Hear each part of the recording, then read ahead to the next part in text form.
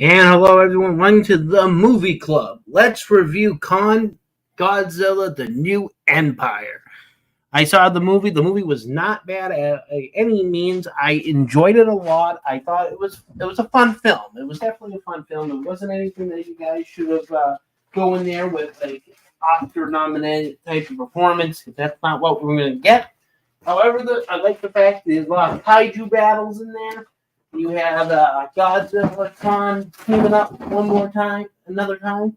However, what I found very interesting in the whole aspect of the film is you had a new villain that was introduced known as the Scar King, which I'm assuming is a orangutan like kaiju with a badass skeleton whip or skeleton tail whip, and then Kong got his hand frozen by this ice dragon type of thing that the Scar King had captured and was using it as like a weapon of some sort as the Scar King imprisoned other apes similar to Kong.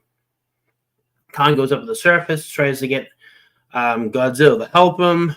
Godzilla being Godzilla, thought it was going to be a fight between him and Khan again. You know, the whole dominance thing. But here we go. We're going to go with the plot. I'm going to read it, and then we're going to go right into the movie.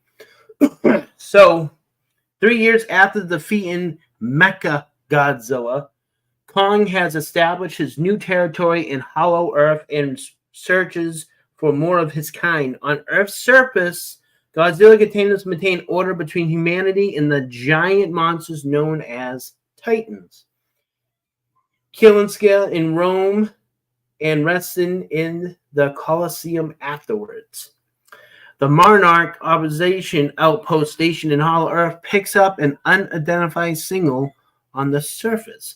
The signal caused Jia, the last known survivor of the other tribe from Skull Island, to experience hallucinations and visions, causing her adoptive mother, Dr. Andrews, to worry. Also sensing the signal, Godzilla leaves Rome and attacks a nuclear plant in France to absorb the radiation. Godzilla then heads to the Titan Terran's lair in the Arctic.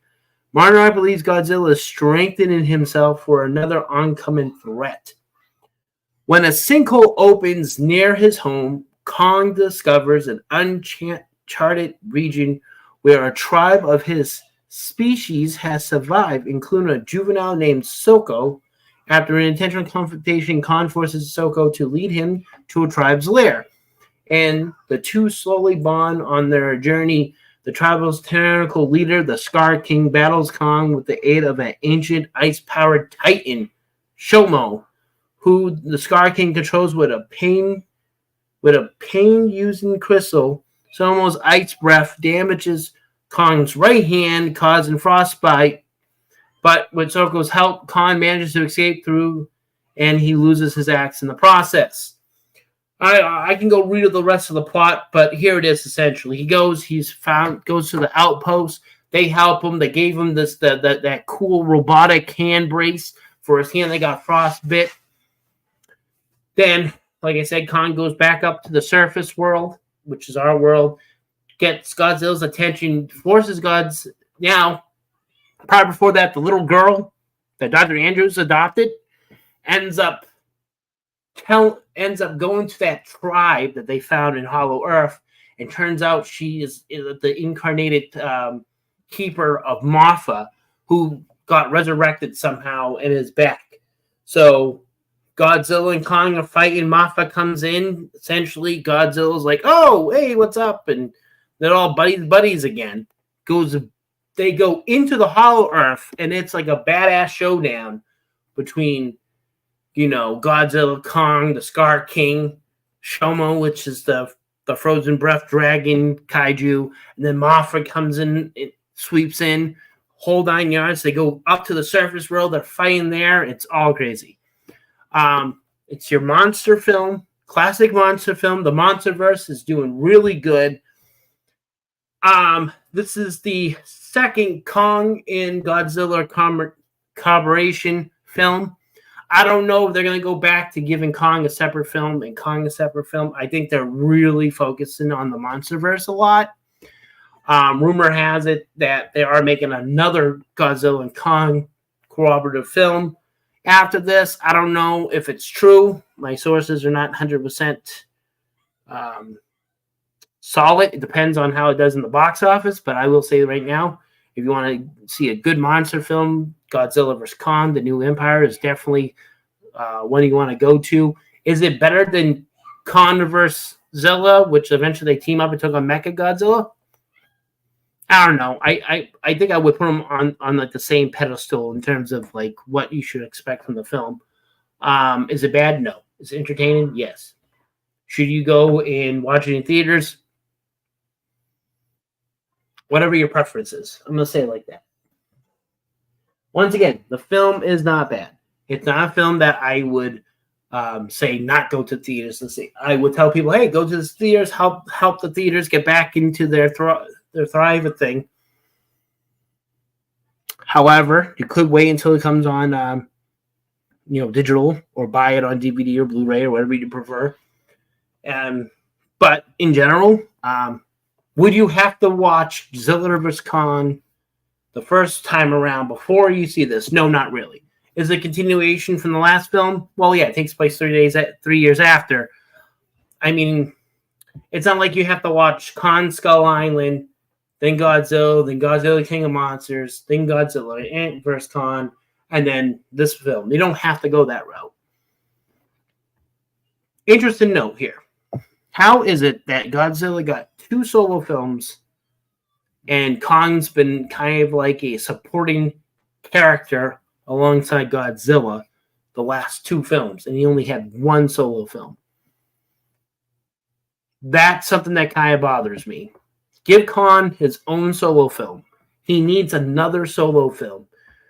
Or it's going to be just, granted, this film doesn't show much of Godzilla. It's really focused on Kong, which I felt that Kong vs. Godzilla was kind of the same way. So I guess these are Kong films with just Godzilla as a secondary character.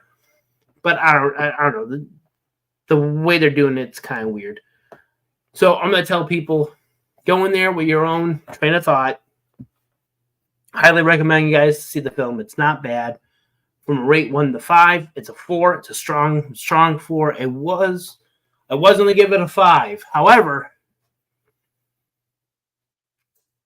I think a 4 suits it much better than a 5. But that's a bad thing.